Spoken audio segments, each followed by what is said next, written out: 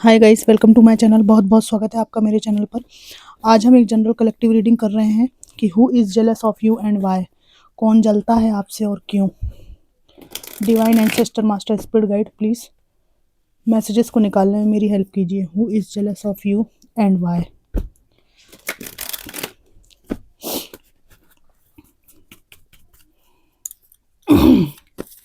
Who is jealous of you and Y.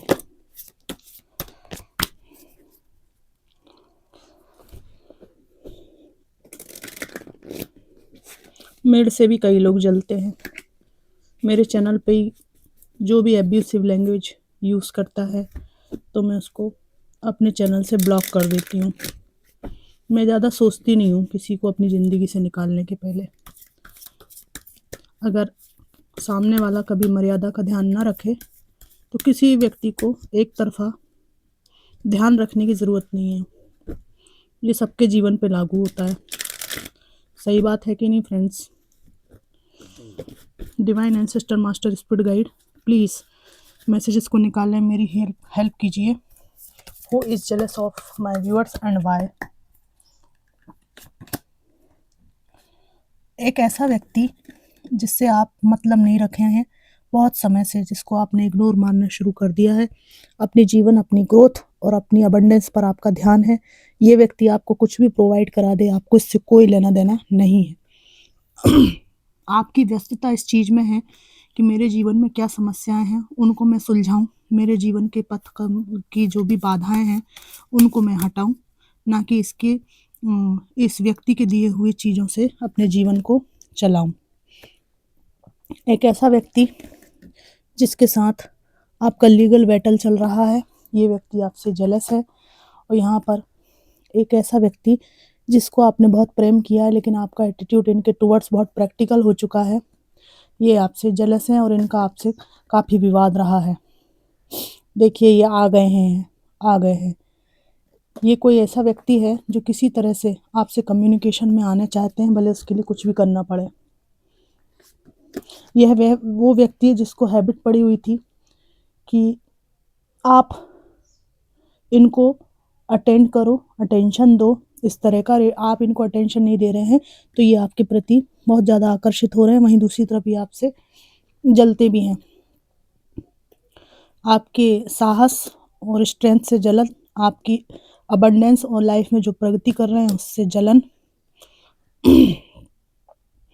वो लोग जिन्होंने आपको शारीरिक चोट पहुंचाई है, ये लोग भी आपसे जेलस हैं क्योंकि आपने इनसे अब विवाद में उलझने की जगह इनसे बाउंड्री क्रिएट करना और दूर रहना ठीक समझा है। बॉटम ऑफ द डेक है एम्प्रेस। अब मैं डिटेल रीडिंग करूंगी।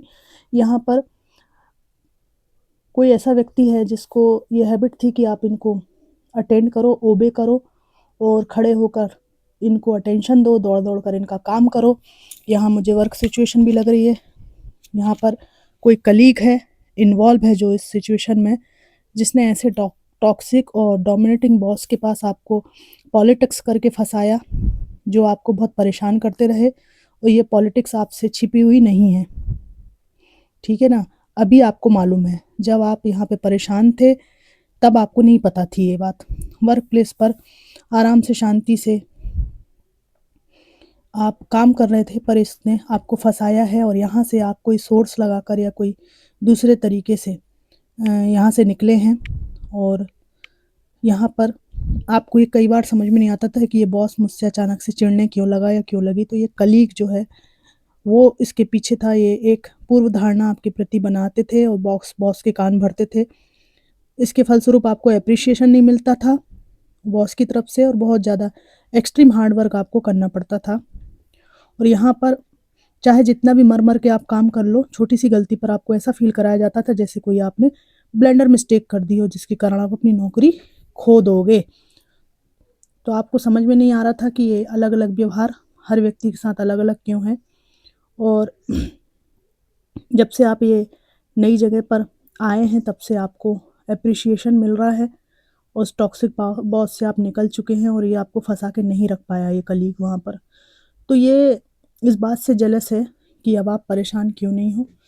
आपके अंदर एक अलग ही ओहदा हो सकता है, प्रमोट होकर दूसरे सेक्शन में चले गए हों और वहाँ पर आप बहुत अच्छा कर रहे हैं। तो इन्होंने जो धारणाएँ फैलाई थी आपके प्रति कि अ, आपके विवाद होते हैं अपने बॉस से और आप थोड़े एग्रेसिव हो, ये सब चीज़ें, वो सब इनकी चल नहीं पाई और आप जो है बहुत ही ज़्यादा नर्चरिंग, केयरिंग और बहुत ही ज़्यादा अच्छे इंसान के रूप में बाहर निकल कर आए हो, तो ये जो कलीग है बर्दाश्त नहीं कर पा रहा है।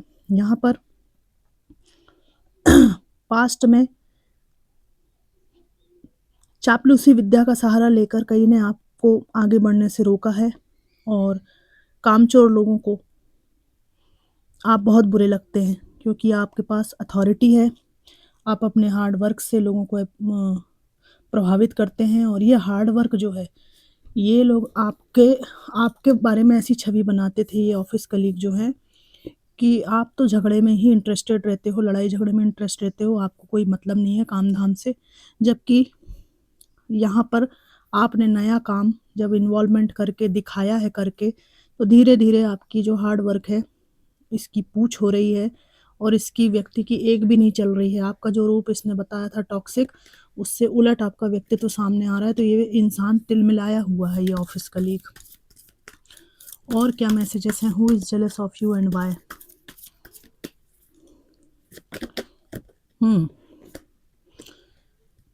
Wheel of Fortune. समाज के कुछ लोग भी मुझे यहाँ पर दिख रहे हैं, ठीक है, जिनसे आपने वॉक अवे किया है। एक व्यक्ति जिसने थर्ड पार्टी में आपको जगल किया, ऑप्शन की तरह ट्रीट किया, वो भी आपसे यहाँ पे मुझे जेलस दिखाई दे रहा है। और यहाँ पर कुछ ऐसे लोग जिन्होंने आपके ऊपर उँगली उठाने के अलावा कुछ काम नहीं किया है, ठीक है, हमले दर हमले करते रहे आपके ऊपर, ये आपसे जेलस है क्योंकि इन लोगों से हटकर आपने अपनी इनर पीस को चुना है, आप ध्यान ही नहीं दे रहे हैं, ठीक है ना। और यहाँ पर एक ऐसा व्यक्ति भी है जिससे आपने हाथ छुड़ाया है, दुखी होकर थर्ड पार्टी में इन्होंने जो आपको डाला, उससे परेशान होकर आपने इनसे हाथ छुड़ाया। तो इस इंसान को लग रहा है कि आपसे ये जो करवाना चाह रहा था कि आप भी बने रहें लाइफ में दूसरा पर्सन भी बना रहे, तो वो आपने नहीं किया, ठीक है।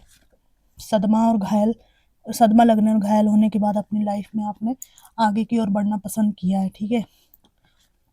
इस व्यक्ति के ये अरमान थे कि ये थर्ड पार्टी को भी रखेंगे, आपको भी रखेंगे। इस अरमानों पे आपने बिल्कुल पानी फेर दिया है और आप अपने जीवन में नए आयामों को छू रहे हैं, दोस्तों से, परिवार से, अपने फ्रेंड सर्कल को बढ़ा रहे हैं और लोगों से मिलना-जुलना शुरू किया है और आपकी शक्ति में बहुत ज़्यादा वृद्धि दिख रही है और इसलिए ये आपसे जेलस हैं कि आपके पास अब हितैषी लोग हैं और दोबारा ये आपको चंगुल में फँसा नहीं सकती हैं, फँसा नहीं सकते।